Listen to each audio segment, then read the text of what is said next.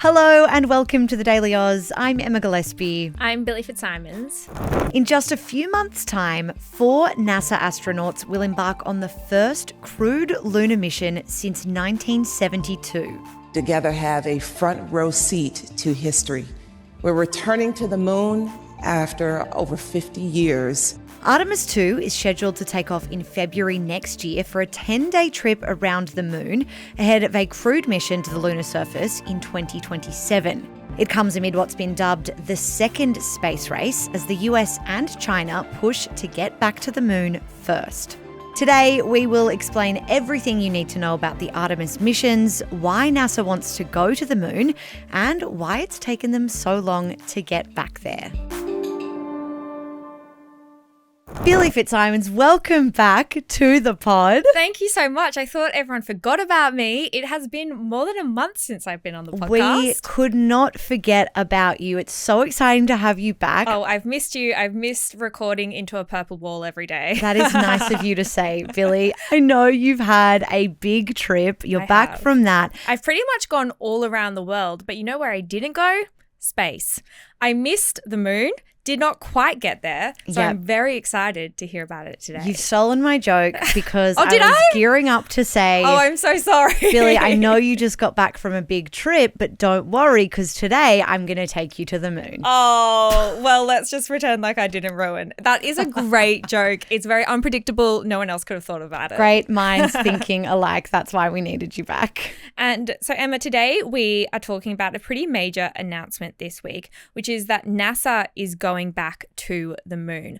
I always find this quite surprising that despite the big race to the moon nearly 60 or 70 years ago now, we actually haven't really been back since. So this is a pretty big announcement, right? Exactly. And all things going smoothly, astronauts are set to land on the moon by mid-2027, so in less than 2 years' time. But before that happens, we've got a mission called Artemis II that's going to lift off in February next year. Artemis II is a 10-day test flight. We will be launching 4 crew, and them, along with our ground teams, we are going to be working together to execute this mission. This is a stepped approach, and all that we learned from Artemis II, we will build upon that to prepare us for our first crewed landing on the surface of the moon for Artemis III. That was Lakeisha Hawkins speaking at a NASA press conference this week. Now, she is the Acting Deputy Associate Administrator for NASA's Exploration Systems Development Mission Directorate. Try saying that 10 times.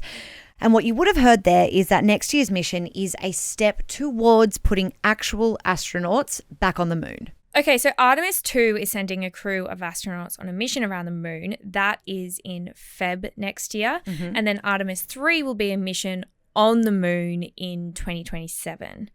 When was the last time a crew went to the moon? I know I said before it was like 60, 70 years ago. Yes, so nearly. It was a little bit more recently than that. It was 1972, the last time humans traveled to the moon.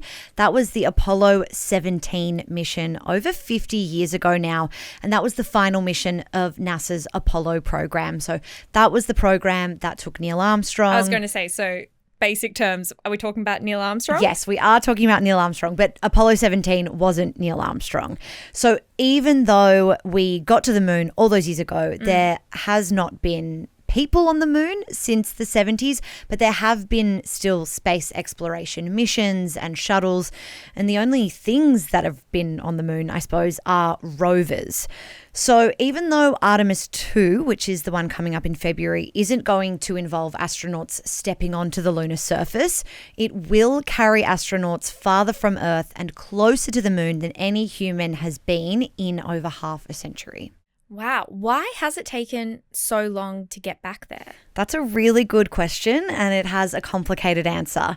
So the official word from NASA is this is about scientific discovery, economic benefits, inspiration for a new generation of explorers, while, quote, maintaining American leadership in exploration.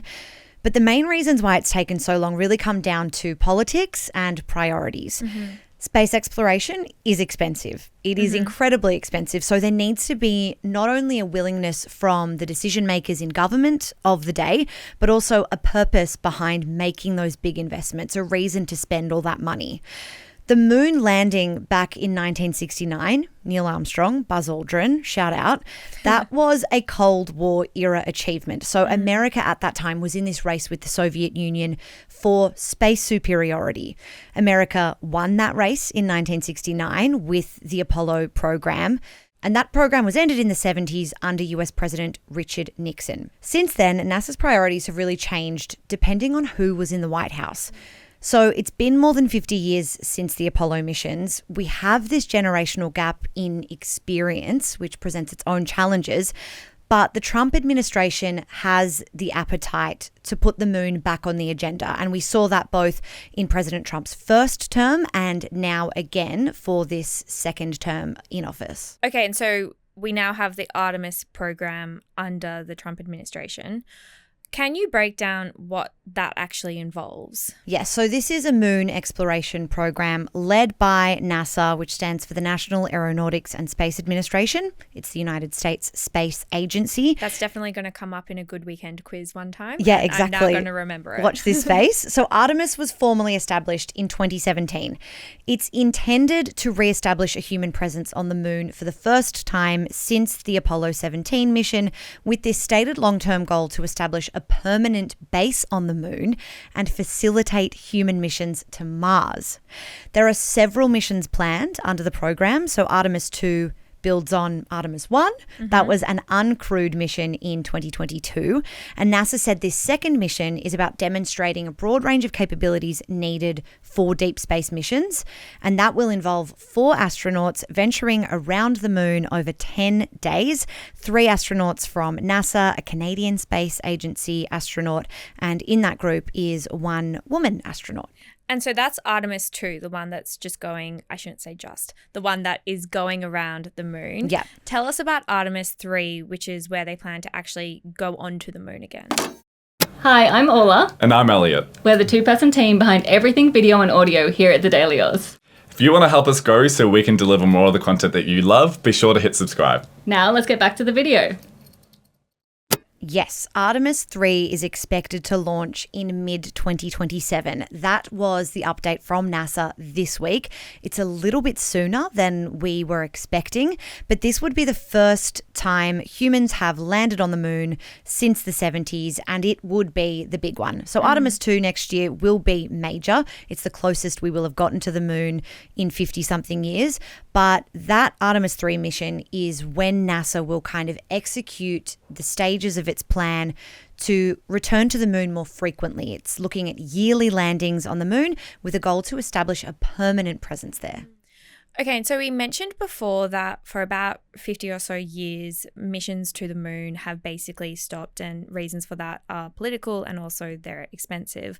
But now they are starting up again.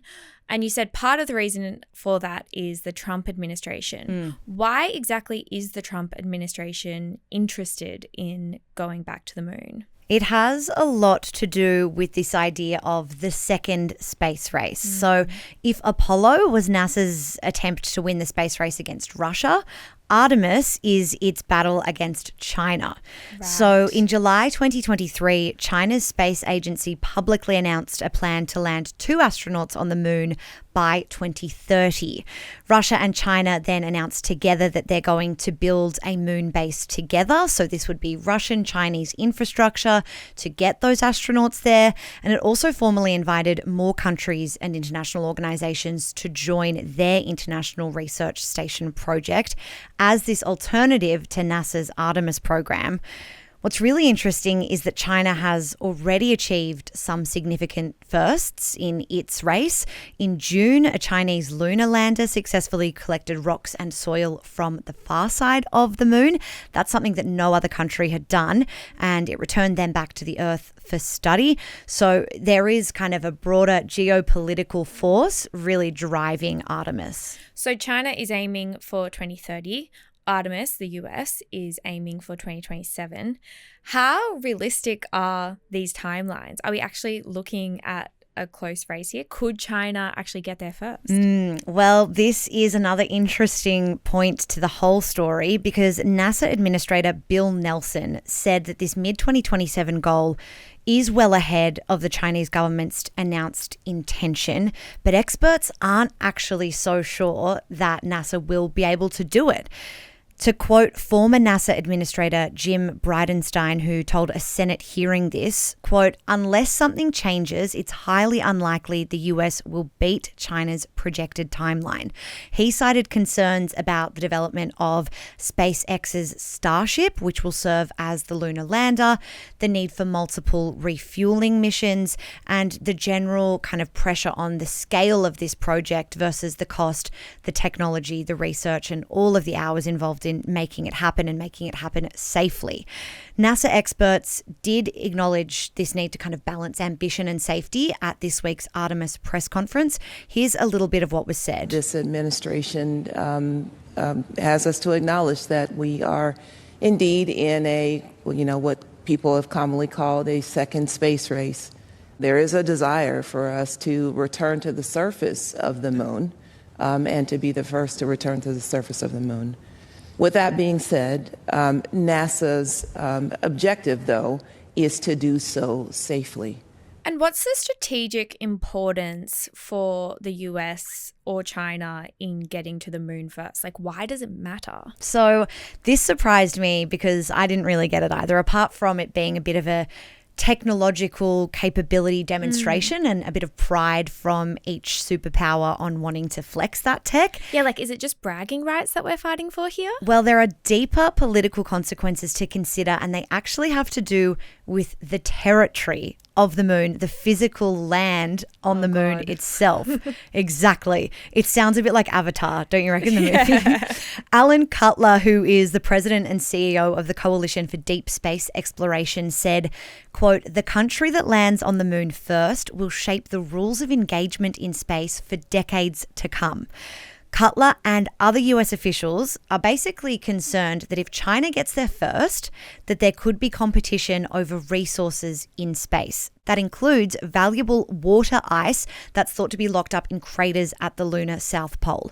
So, Billy, the thinking is that water on the moon could be used to make rocket fuel to propel missions deeper into space or to sustain colonies of humans living on the moon. And basically, China and the US want to be the ones to get their hands on that water. Okay, and so what I guess you're kind of hinting at or explicitly saying is that this is all building towards missions to Mars. Yeah, it's a pretty far out concept, but it's closer than we think. The Artemis program has this stated long-term goal to establish a permanent base on the moon to facilitate missions to Mars. So we want to get to the moon not only to have access to that water ice, but also as a kind of base for missions to Mars, because from Earth to Mars, the refueling, the specs around that at the moment are physically impossible. The idea, though, is that the moon becomes this kind of testing ground, this stepping stone for the much more challenging journey to Mars. And on that base, hopefully, NASA experts will learn how to develop the technologies needed to get to Mars, how to live and work in deep space environments, testing life support systems. Can they grow vegetables and food on the Mars surface? All of that kind of stuff. But I do think it's important to note that while this sounds exciting, both the Chinese and American programs have faced delays. I would take their timelines with a grain of salt. Space programs are incredibly complex, and Artemis still has some significant technical hurdles to overcome. So who knows who will win the second space race? Will it be the US? Will it be China? Whatever happens, it feels like we're certainly entering a new era of space exploration. Do you know how close we are to getting to Mars? I'd say we are about several thousand light years. Oh. I was expecting more like human years, but light years. I mean, I can never get my head around those, but yep. Basically, we don't know how close we are to Mars until we have a presence on the moon. Exactly. Got it. But do you think it will be in our lifetime? I think it will be in our lifetime. That will be exciting. I don't know if it will be in our lifetime while we still have our natural hair color. Okay. However, I'll take that. although I'm not an astrophysicist, I'm not a rocket scientist, so don't quote me on that. I will be quoting you to everyone I know. I'll be like, Emma says we're going to Mars in our lifetime. The girl with the Bachelor of Media says we're going to Mars. Emma, thank you for that breakdown. A bachelor in media is all I need for you to be an expert in space, apparently. I'll take it. Thank you, Billi, and thank you to the real experts. And that is all we have time for today's deep dive. We'll be back in your ears this afternoon with the headlines, but until then, have a great day, and thanks for having me back.